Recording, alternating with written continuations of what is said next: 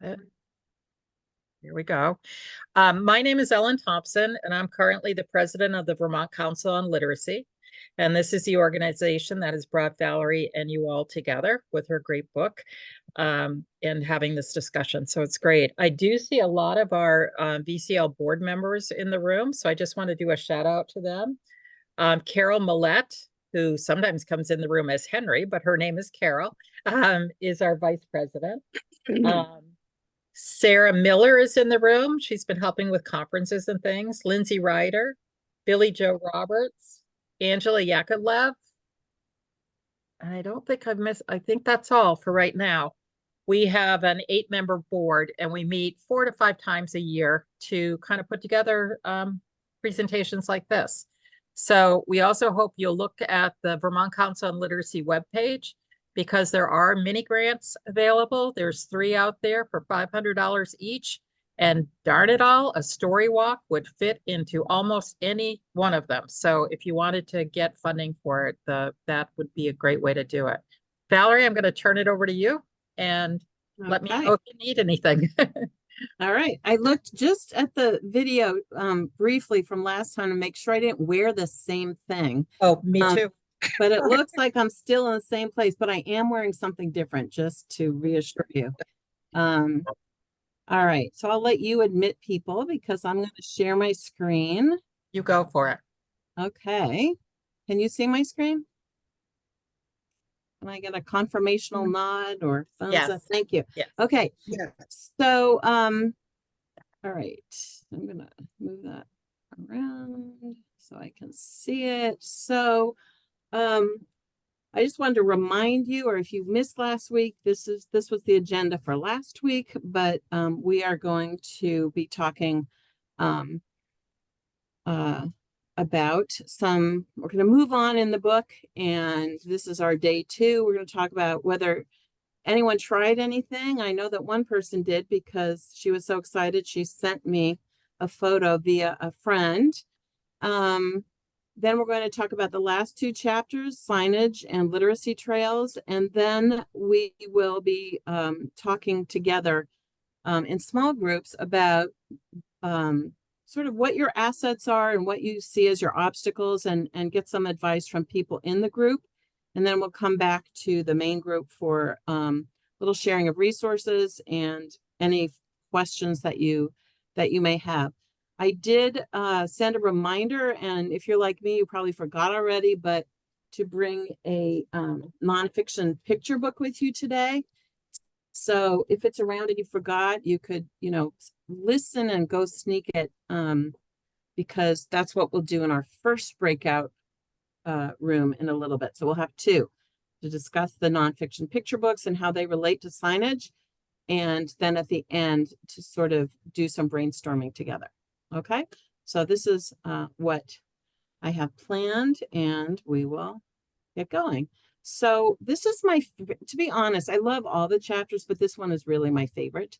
I think that signage is a really underutilized form of writing for kids. It's very public. It invites them to think about voice and information to convey, and it allows you as a teacher to talk about kinds of writing and editing in short text.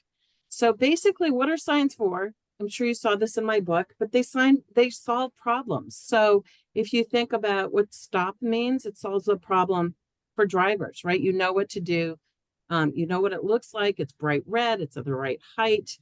The cautionary signs are yellow, so we know that genre is going to give us some advice. There's some that are kind of harder to understand, like this one at the bottom. I think it means there are kids playing in the street, so don't drive there. But signage by sign makers and people who develop plans for national parks and state parks and museums and science centers have to think about 2 basic kinds. One is the interpretive signs that are going to help enrich your experience. And the other is to help you figure out where you are and where to go and what is this thing. And what's exciting to me about signage is, it's to write it and read it is a lot like the tasks that our kids are asked to do now whenever they look online at a site or anywhere, phones, things, information comes in two ways now. It's multimodal. It has verbal text. Steve Moline, who's one of my heroes, writes about verbal text, which is words, and visual text, which are images. So if you look at this, the words learning garden and the image of the wheelchair put together create the message that this learning garden is accessible by people who are in chairs. So that's a big, powerful way to encourage kids to think about both kinds of text, visual and verbal. So I've done a project with schools a few times to help teachers see how they can get kids to write signage. And I use a model from Washington State from the Cascade Consulting Company. And they've designed many sign systems for parks because everything works together. And they had 6 different types: entry, which is, here you are at this place, orientation, where do you go? They call it regulatory, but for kids, I call it rules. Informative or information is also interpretive. And those are the ones that are my favorite that will have their own section. Identification is just, what is this thing right here? And temporary, like what's happening in the moment. They have a short lifespan.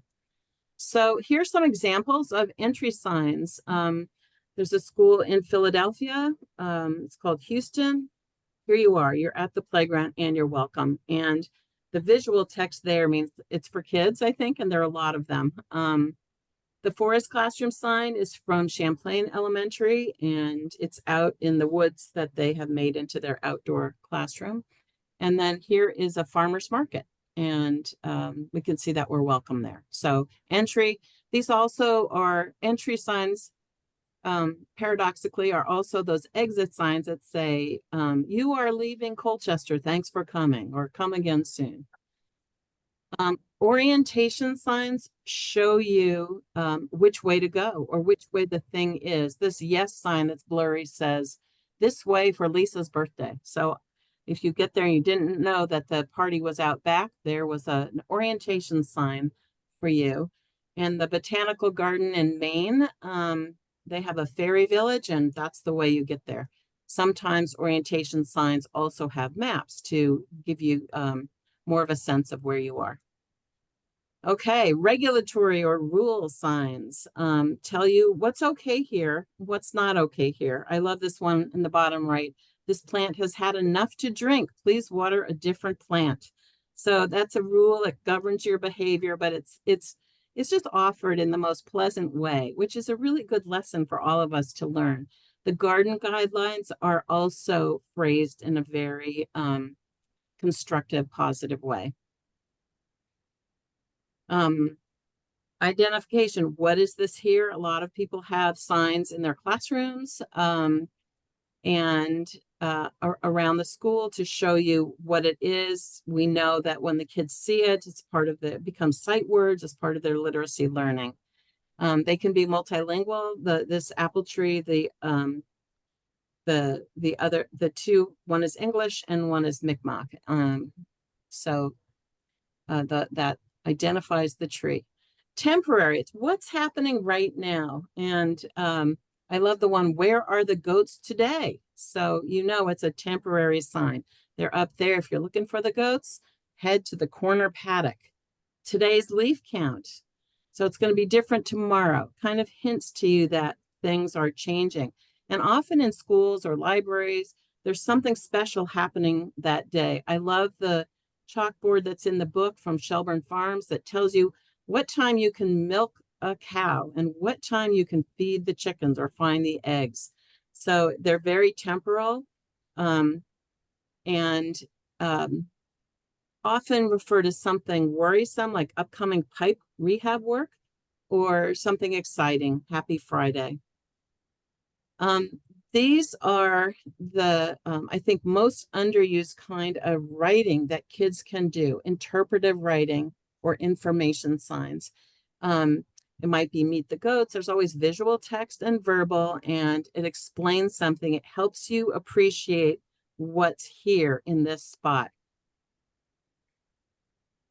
So what I did with the teachers is we made a sign scavenger hunt for them. This is the one from the book.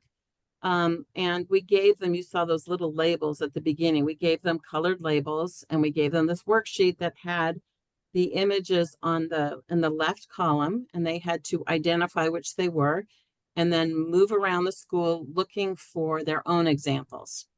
So once they had kind of understood the genre, this third grade decided that they needed to make some signage for their school garden. And so they took those, a blank worksheet with the different kinds of signs, and in partner work, they went out to the garden to try to figure out what signs would help people over the summer take care of this garden, because they weren't going to be there. So signage was what was going to help whoever it was, the community volunteers, the parent volunteers. So they went around and brainstormed what might be useful. How could a sign help solve a problem?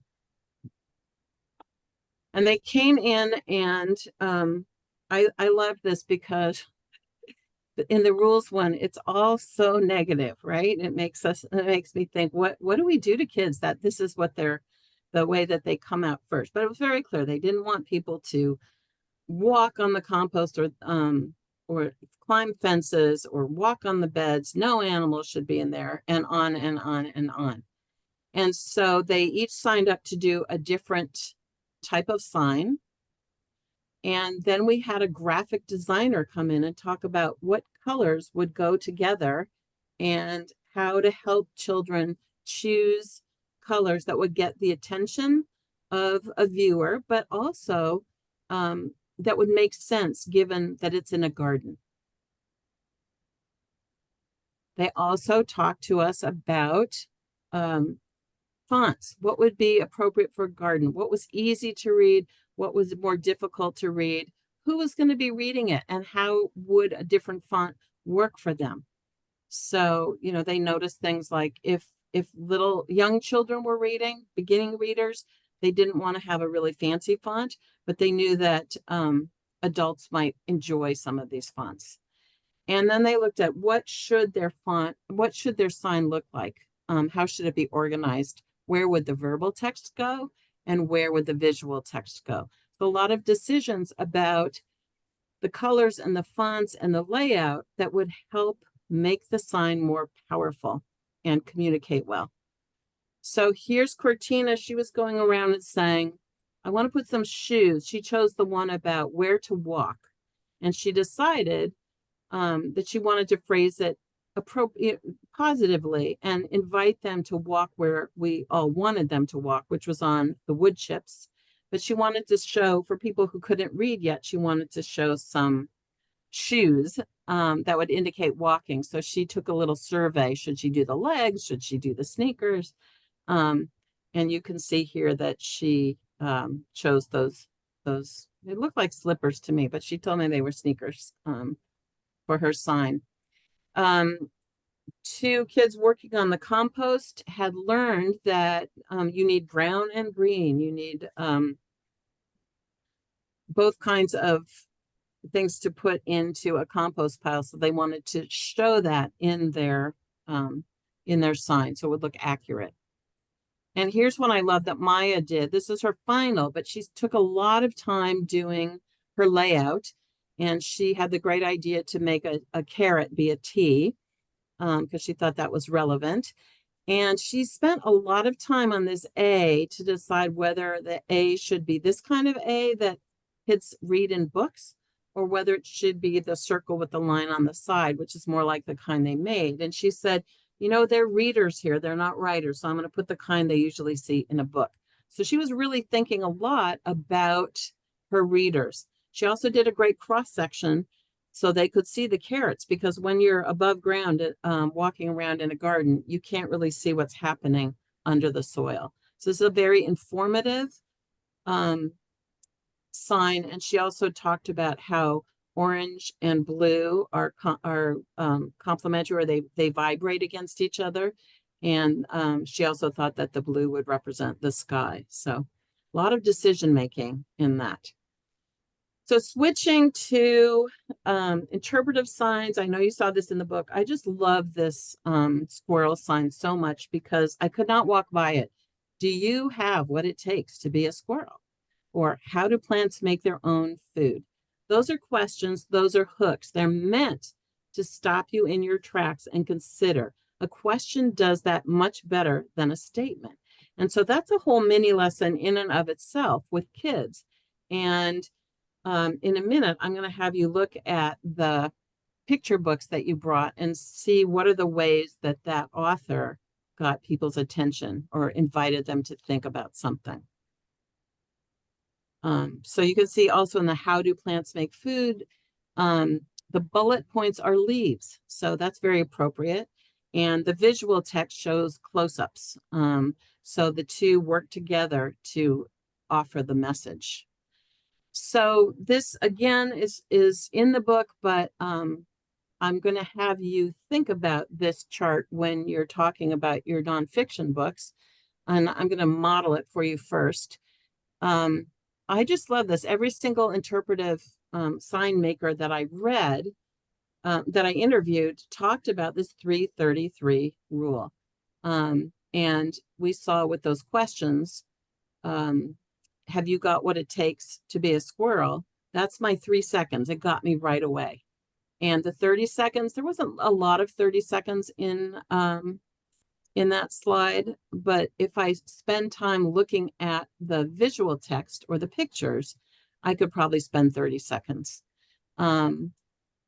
So, you know, when I go with my husband, he is always the 3-minute reader. I'm on to the next exhibit. He wants to stay and spend a little more time.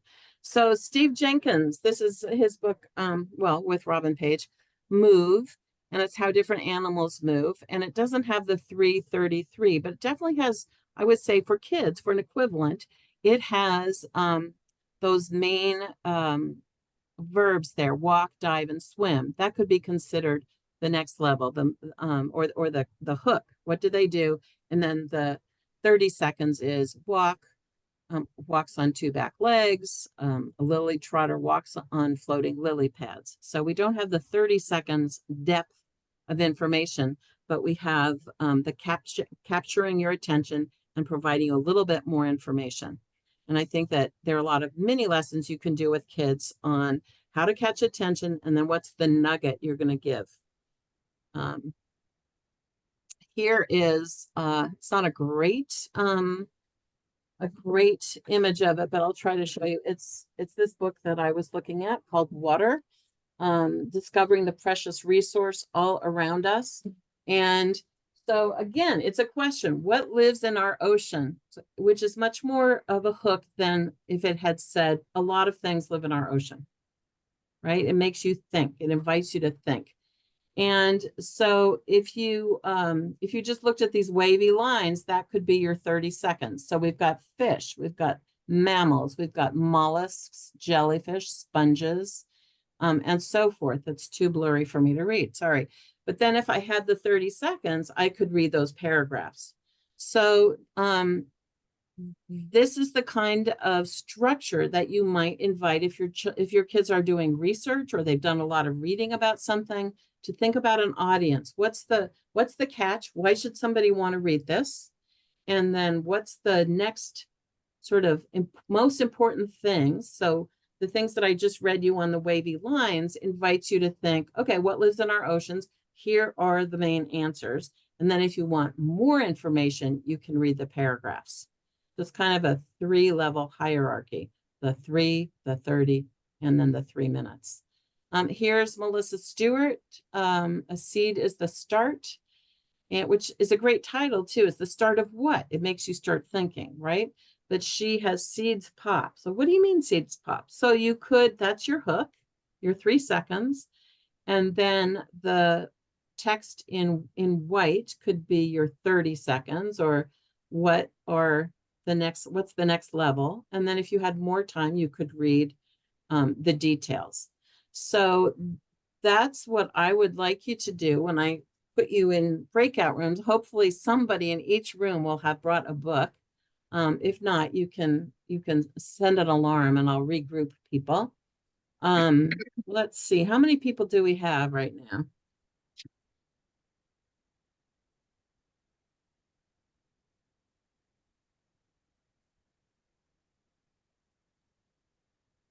I think I can see here. There's Okay. 23. Okay. So what I'd like you to do is share, think about what elements of your nonfiction picture book might correspond to the 3-second hook, the 30-second next level of information, nuggets of information, and then the 3 minutes, which may not actually take 3 minutes, but it's more of a commitment to reading. And what might you, if you're a teacher, what might you need to talk to your kids about? How might you help them understand those? What might be your first step? So I'll visit the rooms and see how it's going.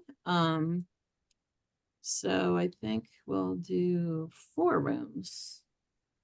Okay. All right, have fun with it. And I'm going to give you about 8 minutes.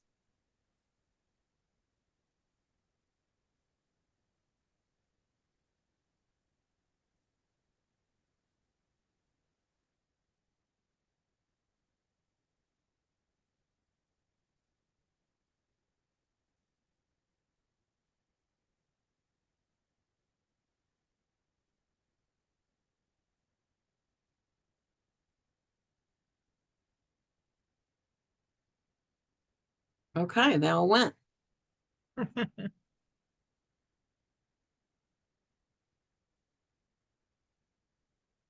going to give them a minute to get going. You go Sounds first. good. No, you go first. No, that's okay. Yeah, right. And then I'll join. I had a long talk with Melissa Stewart about this idea. Oh, good. That interpretive signage is a lot like good nonfiction picture books. Yeah, it's great. I love this right now. This is good. Yeah. She said what she said, and she attributed it to April Pulley Sayre, who named this first, and I'll share that with everybody. But the layers, different layers of information. Yeah. So, All right. I'm going to jump into room 4 because it's a little bit smaller, okay, I and will go. I'll stay there for a little bit and see what happens. Okay. All right. Yep. See you later. Bye. Puppy. So I'm not sure about 3 minutes though. And there is this detail of the vine I just noticed. Anybody else? I have one. Just not even knowing we were doing this. I guess the question, what if you had animal hair in itself could be a sorry, the way I'm putting it on the screen is funny. In itself could be a a hook. And actually I have read these books to my first graders and they really do love them. And then, inside in the text, same as you had said, Carol, then they introduce an animal and then they sort of show what a kid would look like if they had the animal hair anyways. So I guess, the other part would be, the heading would be, the 3 seconds would be polar bear, and maybe just the illustrations. And then just even some of the writing are down here. They seem to love the fact. Could be sort of that 3 minutes. They always say, whenever you read it, they always say the fact. So, but I haven't really ever thought about it in the 333. Is it 333? Yeah. Yeah. Hadn't thought about it in that way, but I guess something I could be more intentional about, but it's something that we probably do naturally in some ways anyways, but nice to think about it with intentionality. Thank you. Nice.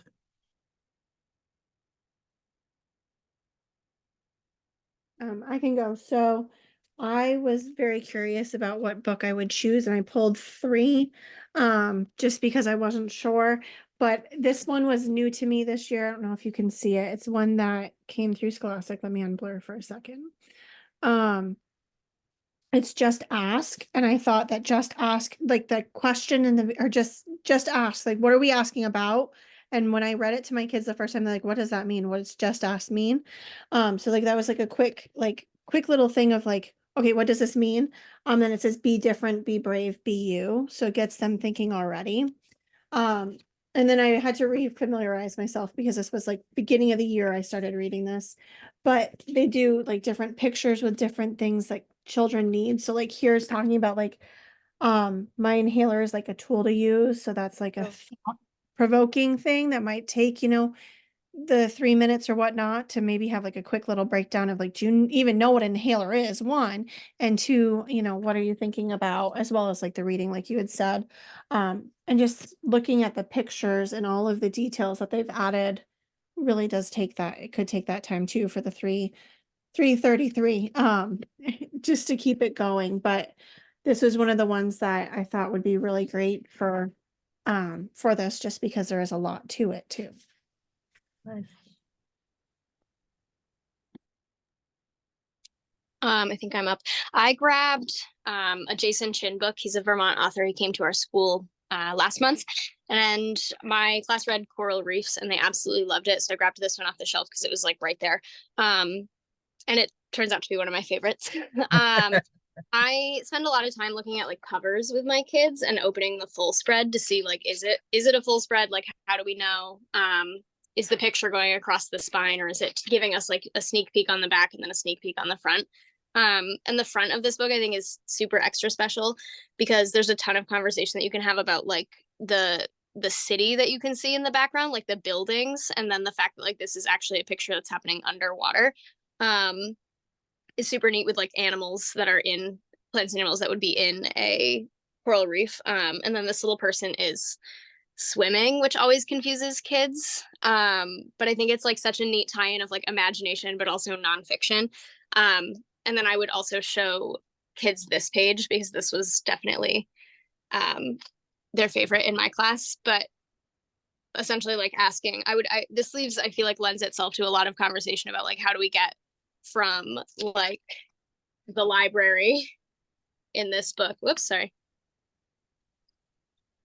There we go. From the library to like actually imagining ourselves in a coral reef underwater.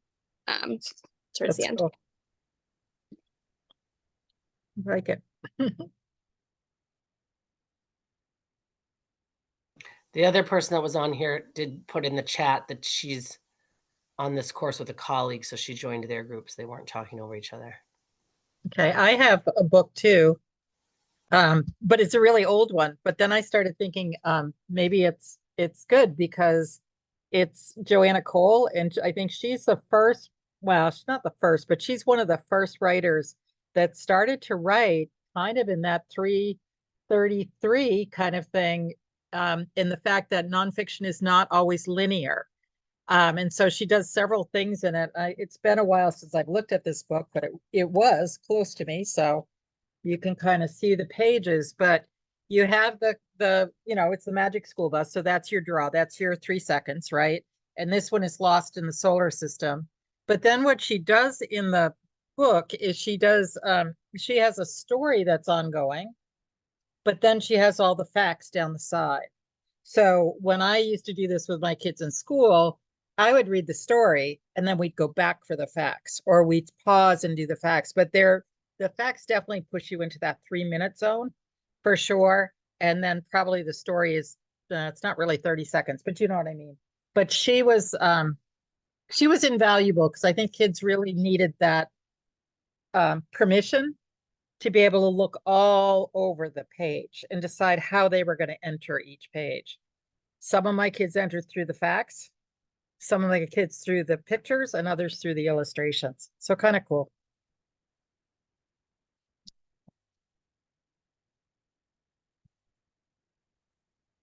Anybody have any other books? I might. No, just kidding.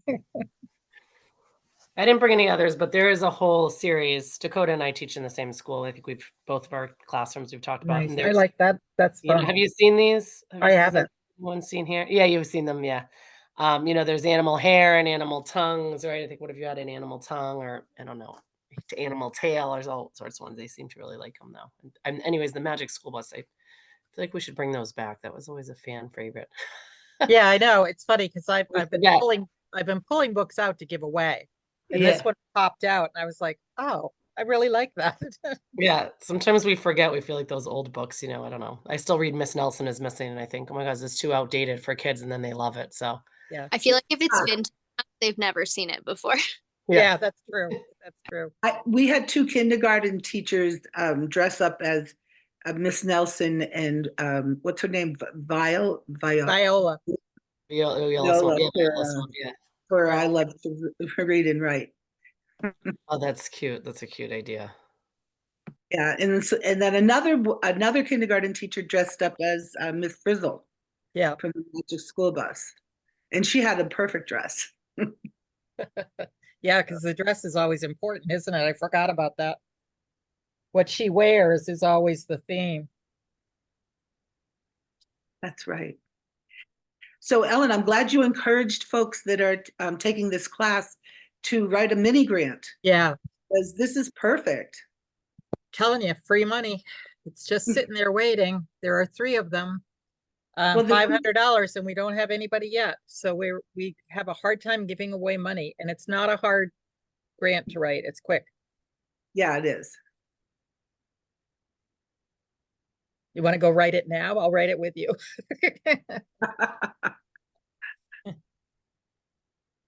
It's basically to enhance your literacy stuff, like not buy spelling books or something like that, but to do something fun. And those story walks and things I think would be awesome choices. They're just really good. Yeah. Or a set of books that shows off the different genres that she talked about, that entry orientation rules, like, different kinds of nonfiction text. You could do a set, that could be part of your mini lessons for. Natalie and I, as she said, we teach on the same first grade team, and we just launched a core knowledge curriculum for like a pilot, and we're doing mapping, and we brought the kids outside to map the playground, and I was like, good. this is perfect. Moving Yeah. literacy. Absolutely. Moving it outside for sure. And they loved it. I don't know about your class, Natalie. My class sat there and like drew pictures and labeled the playground for like 20 minutes. It was impressive, really. They loved it, but we had a weird day. It went from it was one of those days where it went from 40 to 0 in 24 hours. So everyone was like, after 10, they came out great, but after 15 minutes, they were cold. Where do you guys teach? Heinsberg. Oh, okay. Heinsberg Community School. Sure. So did you send us information about the grant, Ellen? I put it in the chat. I'll put it in the chat when we Okay. get back together. Yes. Just click I on remember it. you had last time. Yeah. Yeah. Sorry, my But- head was in a Some- different space last time. I'm feeling a That's little bit more okay. like I could take something on today, whereas that last time I don't think I was in that mindset. So thank you. Okay, I'll look for it. You're welcome. Okay, All thanks. right. We're getting called back, I think. Yes, seems.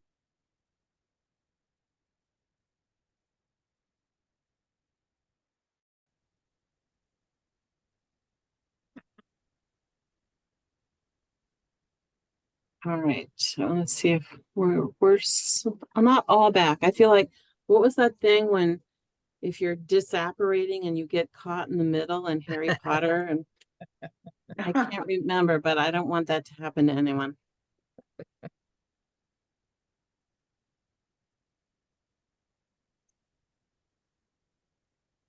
Okay, I think everybody's back. So I can't see everyone at once, but if there's somebody who'd like to unmute themselves and share an aha moment that they had or something that they noticed about their own book or everybody else's book, just a couple of comments. If you don't want to say it out loud, you could throw it in the chat, or you could just unmute yourself and identify yourself and share that thing. Also, so I'm Billy Joe Roberts, and I teach third grade at Blue Mountain. I'm going to admit I didn't do my homework, so I quickly just turned around behind me and grabbed a book that we've been using for interactive read aloud, and instantly could apply the 333 rule, which I now love, and will use as we continue our unit on informational writing and in future units about informational writing. It was really easy to just look at some labels and say, okay, we in 3 seconds can quickly identify that this book is labeled by time or organized by time, sorry. And then 30 seconds to really study the text in terms of not even study, just see automatopoeia with the sound words, and then the 3 minutes to linger in the information it provides. Thanks. I'm glad you could just grab. Anyone else? Amy, did you go ahead? Yeah, so I'm a librarian, K5, and so I loved the thinking of the 333 because it allows me to buy a single book on a topic that have access points to my lower level readers, my mid-level readers, and my more sophisticated readers. And it's so the book that I shared is actually for the eclipse, and Oh, I wow. can read it with all of my grade levels because I can read the simplest. There's sort of a poem that we've started, so I can just read the simple poem with the illustrations for the little kids, and then there's captions that I can read to the middle kids, and then there's really in-depth sidebars that explain each of the things going on each page. But just as a general way of thinking about books to add to the collection, it's just a really helpful framework. Great, thanks. We have one more. Somebody in the chat said that she enjoyed learning about some new books, which is always great when you get people who love books and literacy together. Okay, I'm going to go back to sharing my screen. Okay, I assume you can all see it. Just let me know if you can't. So some of you who are working in a classroom and thinking about helping your students write nonfiction, I think that, let's see, I don't want to go there yet. This is a great example. In a 5th grade in Burlington at Champlain, they were creating a wildlife corridor to connect 2 places outside of their school at the back of their playground. One was near a creek, one is in a forest. And they've noticed over time that animals travel. And so they wanted to create a wildlife corridor. So that became their unit of study, how to do this, what's needed. Many of you know that great book called Crossings. That's about around the world how people have noticed how human settlement has disrupted animal crossings. And they've noticed what would be the best way in terms of the structure to enable animals to continue. I think really famously around here, there's a lot of efforts to help salamanders across the road during the first rainy week of April. And you probably all know that great book, Salamander Spring, I think it's called, by Katie Farber. So this teacher, Aziza Malik, who is the Vermont Teacher of the Year this year, did this unit with actually her student teacher from St. Mike's did it in the 5th grade. And first they planned out, remember the garden unit where we had the graphic designer come and talk about layout, and they studied signs and how they used visual text and verbal text. And this is a draft. So, and the Clara, the student, even realizes that the title can be changed. It's just a draft. And she was going to focus on what it was and why it was created, and then what her visual text would be that would help people reading the sign understand. And so it went through several iterations, but eventually this was the sign that she made. And you can see she thought a lot about her font here and her 3-second rule, the 2 questions. I'm not sure that the upper right picture shows the process. The lower right just seems like, yay, we did it, which is fine. So this was a partnership with Burlington Parks and Rec, and they found saplings that they could move at Oakledge to the school. So it was a great STEM and literacy assignment. There's an artist statement where not only did she have the content information, but she has her decisions here about color and font and why she chose the colors that she did. And then there was, of course, some in progress or formative kinds of self-assessments, and as well as planning. What do you still need to do? Are you ready to present? So I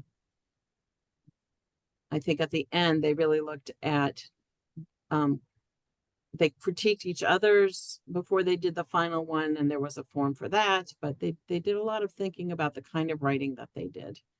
Here was a signed planning sheet for the Celebrating Our Roots garden. Maybe she did too. What visuals, what will I include? What information? What's the purpose? So here was the sign that she did. Wow. Yeah, it's amazing, right? I mean, I'm impressed. So we've got the three, we don't have the 3 minutes, but we've got, and it should be a question mark, what plants grow here, but it's very compelling to look at it. Letters pop out if they want to learn more. So another thing I wrote about in the book was what the interpretive sign makers say is important. They always think about, is there the 3 H's. So in addition to the structure and content of the 333, they think about, is there something in my sign for the head, for my head? Are they learning something? Is there information? Is there something in here that's going to make them feel something? That's the heart. And then the hand is, does it make them want to go do something? And I think that that's sometimes a lovely structure too, to get kids to think about head, heart, and hand. And that's described more in the book. Here's a sign that represents the whole school, that they chose what they wanted to communicate to people who are outside of their school and never came in. Here's one from our campus. It's an interpretive sign. It describes the garden that we have, where all the plants are from books. They're flowers and plants. They're all from books. And it doesn't have a hook at the top, but we tried to make some ideas down here in the squares and in these circles. The did you know, can you find, inviting them, that could go with the H that's for hand. Does it make them want to do something? So those are interpretive signs. This is a way of having a sign that connects to writing that you do in your classroom. The sign is always there. The book icon indicates we have this book in our library. The gentian is the name of the plant, and it shows what book it's found in. There's some plants that are found in many books, like petunias.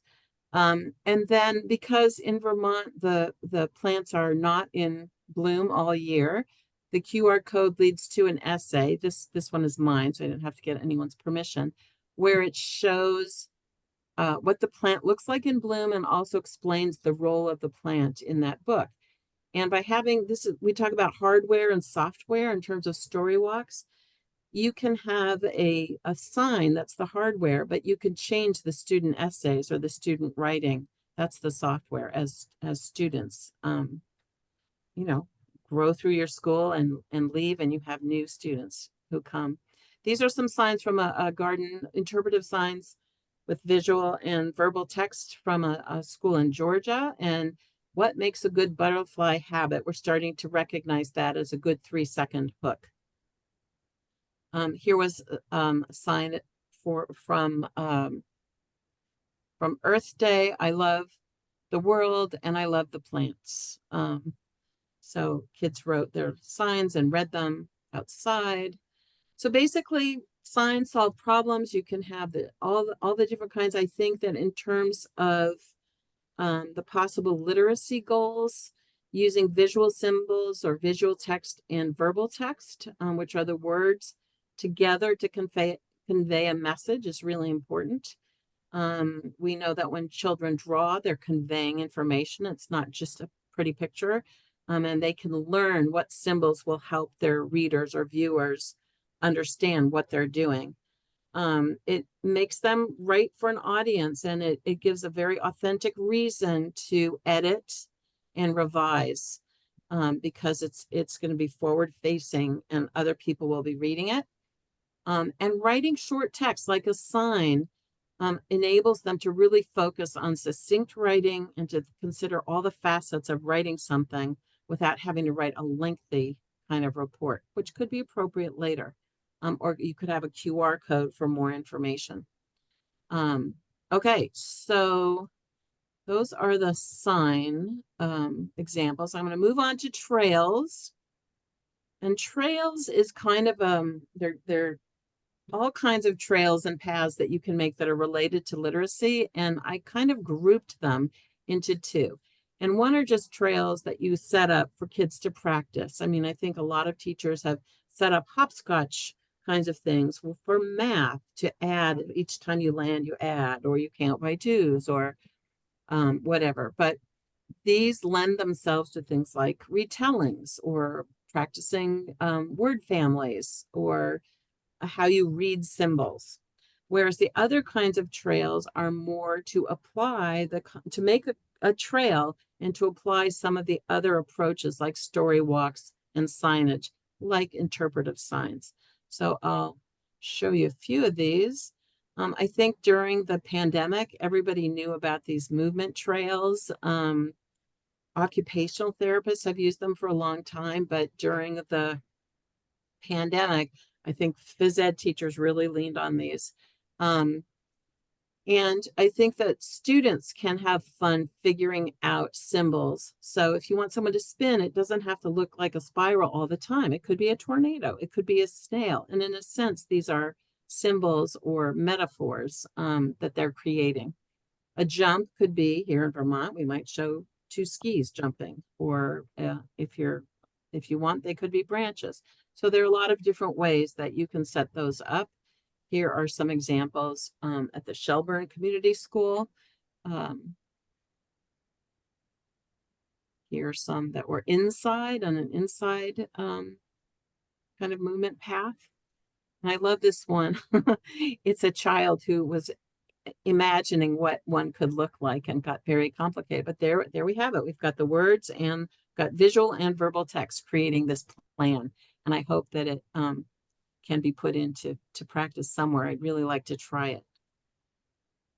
Here's another one. This one is math, but that's okay. You could do alphabetizing. You could do words that you want them to practice, sight words, or and as it says down here, this was the Vermont State Parks. As they say, hopscotch isn't limited to squares. And I say it's not limited to numbers.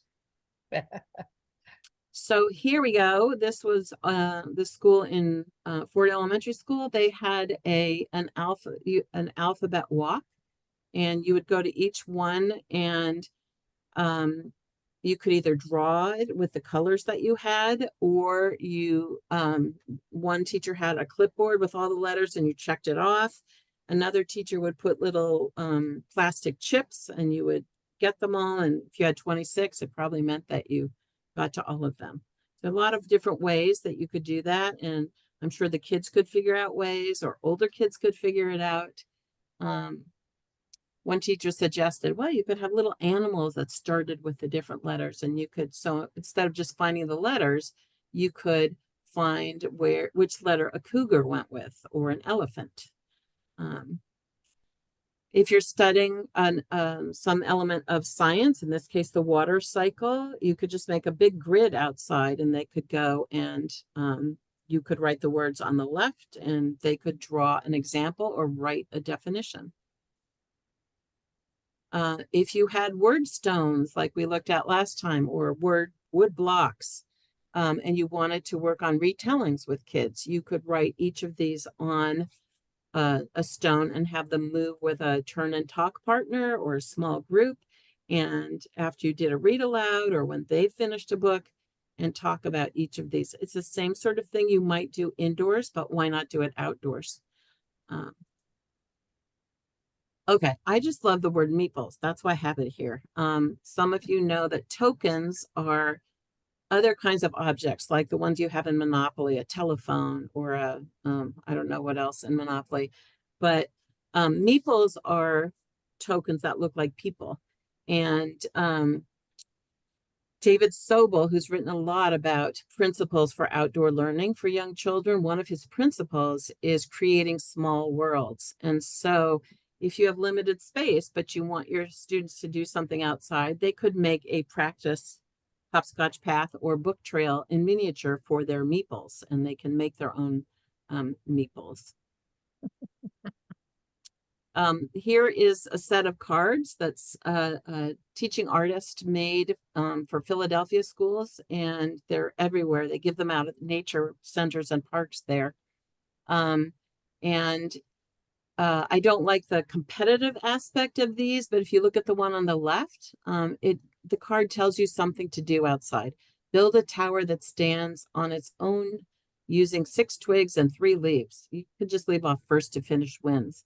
But kids can easily make their own little tasks like this. One is this, the second one has to do with using your senses, your hearing, sense of hearing. So they could make observations and write cards for other people to notice the things that they have observed.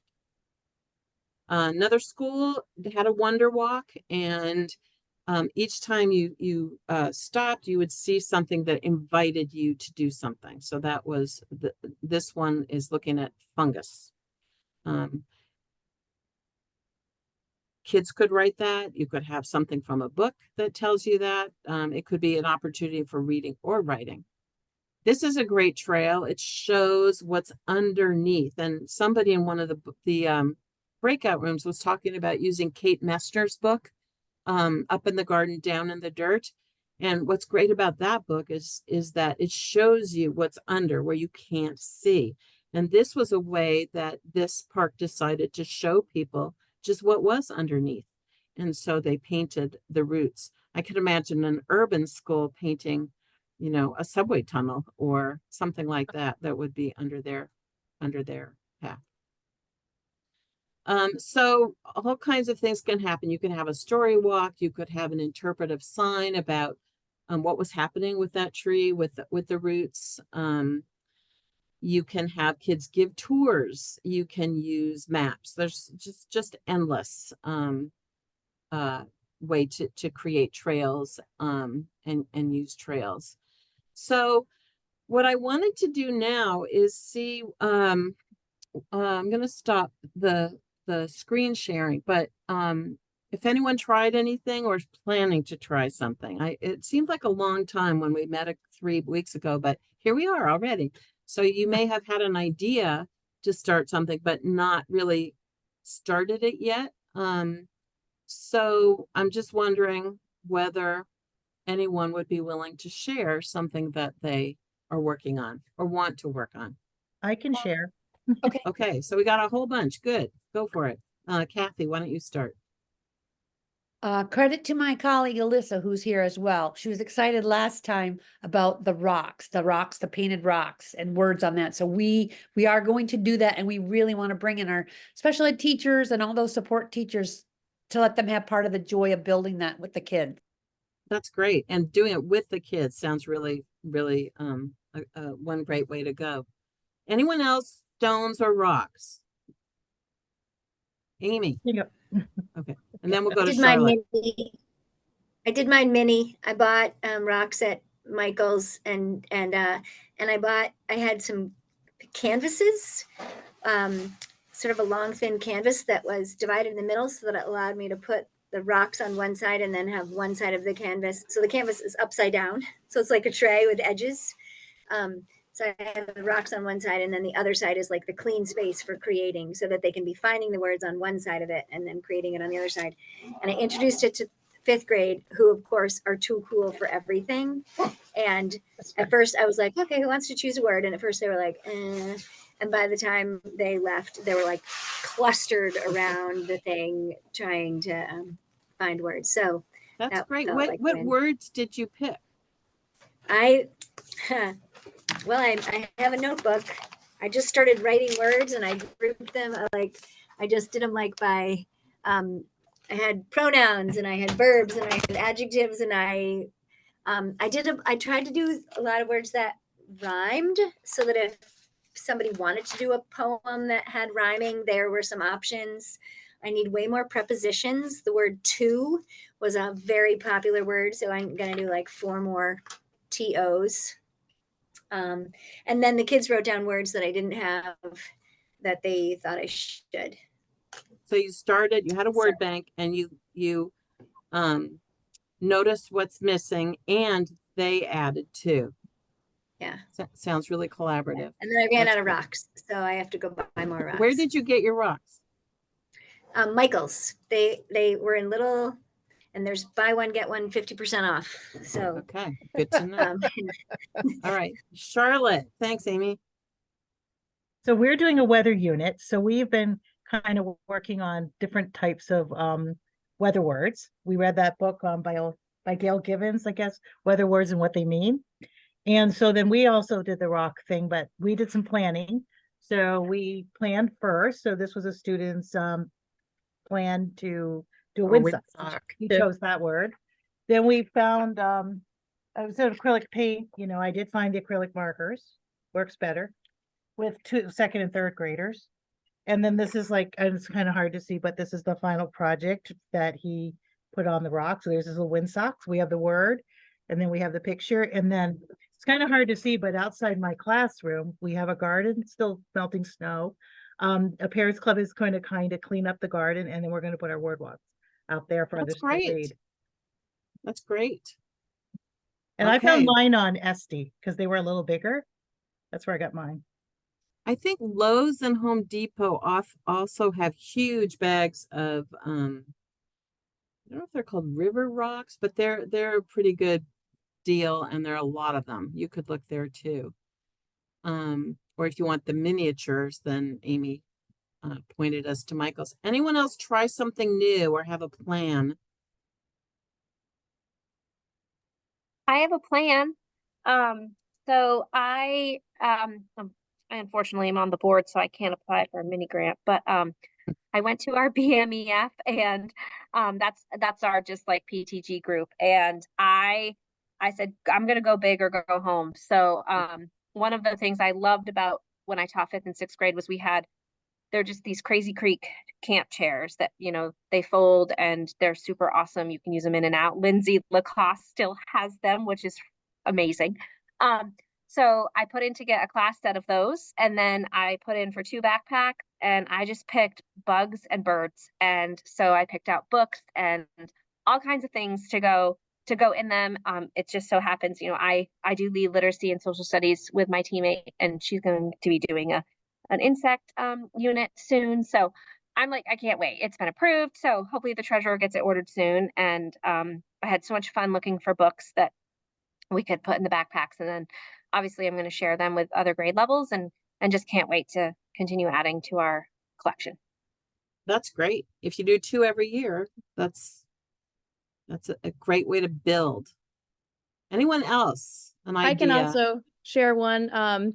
So we just worked on a sound unit. And so we learned all about sound, and then I had a blank scavenger hunt, and we went outside on our nature trail, and we were trying to create a sound scavenger hunt, and we talked a lot about what we put for the categories, and then we put all of our ideas together to create just one board, and then we took our 1st grade buddies out, and we took them on the sound scavenger hunt with us.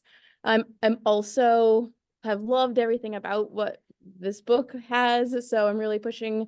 One of my colleagues in middle school has bought the book, and we are going to be putting in some of the story walks in the rock garden, and there's a lot of enthusiasm, so I'm super excited.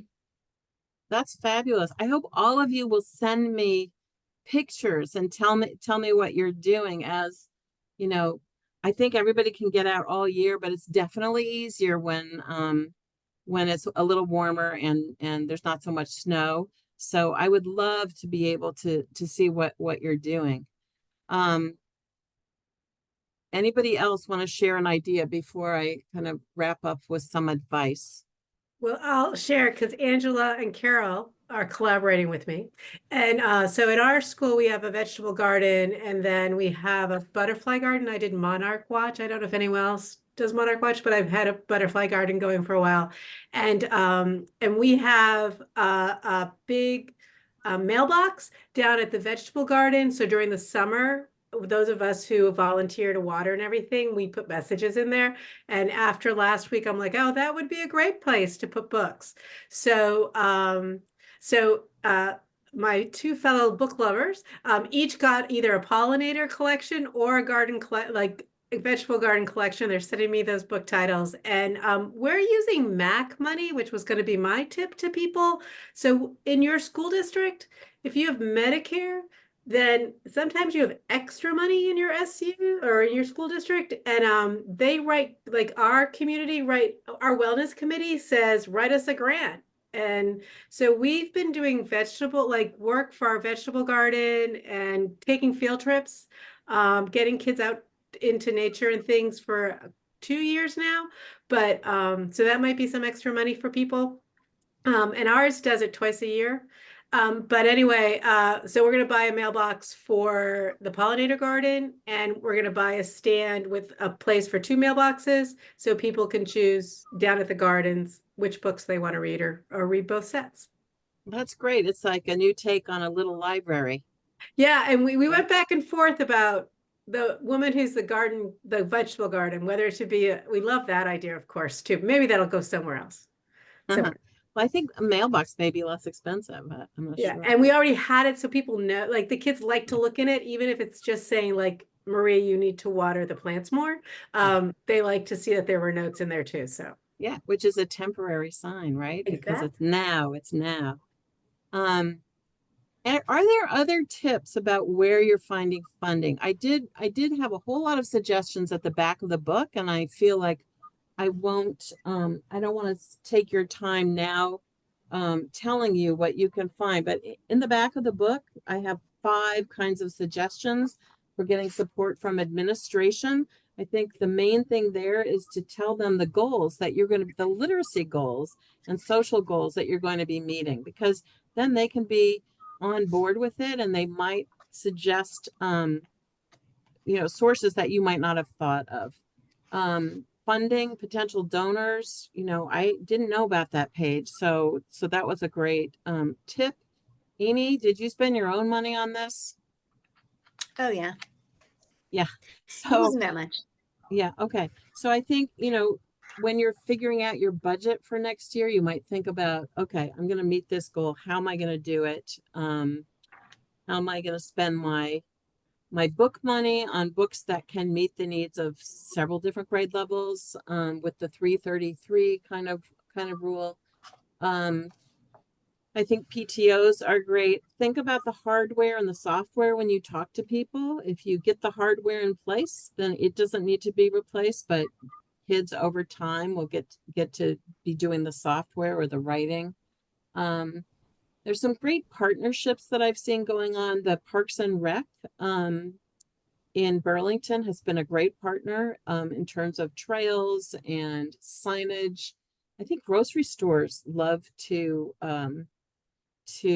get involved in the community. Other businesses do too, if you're very specific about what you need. I think the big box stores, if you approach them, they might be more helpful. I think I got the lumber that I made the pieces of wood that have the words on them. I just said, do you have stuff that got cut wrong that you would give me? And they did. So I think some of it is knowing exactly what you want and asking, and of course, telling them that, or having your kids write a thank you letter, which is also literacy. I think there are volunteers who would prefer to help outside than inside in your community. There's some parents who don't feel comfortable helping out inside, but there are a whole bunch of parents who did those story walk boards at Champlain, and they're beautiful and they're there forever, or entropy until they fall apart. But I think that you can, if you have a specific task and it's going to get done once, and it's not fundraising, but you have the stuff, they'll put them up. You'll find somebody to do that. UVM has kids who want to help out in schools. There are some businesses that will give people release time to come and help out. It's really about asking, I think. So we're 5 minutes away. I would love to just be here for questions. Can I share one more idea? Yeah, please don't stop. So, I was really, really excited to take my kiddos to library a couple weeks ago. Knowing that April is National Poetry Month, and so our librarian is starting to do poetry with our kiddos, and so they're going to be writing them. And I guess there was a charge from the district to do a walk, a literacy walk, or what have you. And I was like, oh my gosh, I'm reading this book and I'm doing this workshop. So I excitedly shared this resource with her. But my idea was, we have our library, it's so awesome, is right smack dab in the middle of our school, and then has glass windows, and it literally, you can walk in a circle around our library. And I said, how cool would it be to do a literacy walk of story walk, sorry, of all the poems that the kiddos write. So she was so excited to kind of bounce that idea off me, and I can't wait to see what we come up with. So between state testing, we're going to be popping some poetry in there, and can't wait to see what happens. I'll take pictures. Yeah, please do. And will they be Can I offer facing a hardware? out or in? The windows, The libraries poems. The oh, poems. They'll probably face out so people in the hallway can walk around and read. Yeah, That's great. Can I offer a hardware suggestion? We bought, we were the Cliff Grant recipients during COVID. And so we used some of our money to buy plexiglass sign holders that suction cup to the window, so that we're a single story school. And so we had a story walk that was safely inside the building, but facing out. And so because we were using, inside people's classrooms, so anyway, they're these really heavy duty, nice, clear protectors, like, so that you can just slide the poems just would slide in, and then the suction cups to the window. So we've done 3 story walks that way, just around the perimeter of our building. That's great. And where do you get and then those you don't sign have to holders? laminate stuff. I don't remember. I just looked up like literally plexiglass sign holders. Plexiglass sign I holders. can, yeah. But yeah, because then you don't have to worry about the weather. And I actually put up a story walk during COVID, and it got destroyed, kids vandalizing in the woods, broke all the signposts and ripped all the, So anyway, we were looking for a way that we could have a story walk that was not vandalizable. So. Okay. Anyone else? A question or bit of advice or excitement? We get some of our funding through our Farm to School program, which is affiliated with Cornell Cooperative Extension. So that might be a resource for some people. They recently came in and did an on-site field trip for us, where they identified maple trees and they tapped them. I took lots of pictures, and I'm looking forward to using that 330 rule to maybe make some signage, have kids help make the signage that identifies the 5 trees that they tapped. And I also, we're having our author visit, which is, that is funded by New York Arts and Ed funds. And when she comes, it's Kate Messner who has the book up in the garden and down in the dirt. So I would like to use some of the ideas from the book to create garden markers. We have 6 raised beds, which we have through grants with Farm to School. You must have someone who's looking for those grants all the time. Because you just mentioned two, right? One with Cornell Cooperative Extension and then They, other- they both are, but Yeah. most of our grant funding right now is through cooperative extension. And these educators come to school. It's a fantastic program. They were just here yesterday. They were doing a taste test of the maple syrup and maple syrup and maple sap that came from the trees. So it's great. We're very fortunate to have this. Well, it looks like we are ending our time here, and I just want to thank you all for coming. And I beg you to please send me any pictures. I'd love to be able to, if you give me permission, I'd love to be able to share what you're doing with other people in the future. And also if you have any questions as your projects are unfolding, please don't hesitate to write to me. I think I wrote you all an email. So, if you can look for my email there or get it through Ellen or just Google me, you can find it. But I'd love to know what you're doing. And I'm just really excited that you're going to be trying all these great things. Well, everybody unmute so we can give a round of applause. Thank you, Valerie. It was great. And I will be sending you all the recording and a certificate of attendance too, so that you can use it for your licensing. And Awesome. thanks, Amy, for that Thank you. link. Okay, thanks everyone. Thank you so much. Thank you. Be well.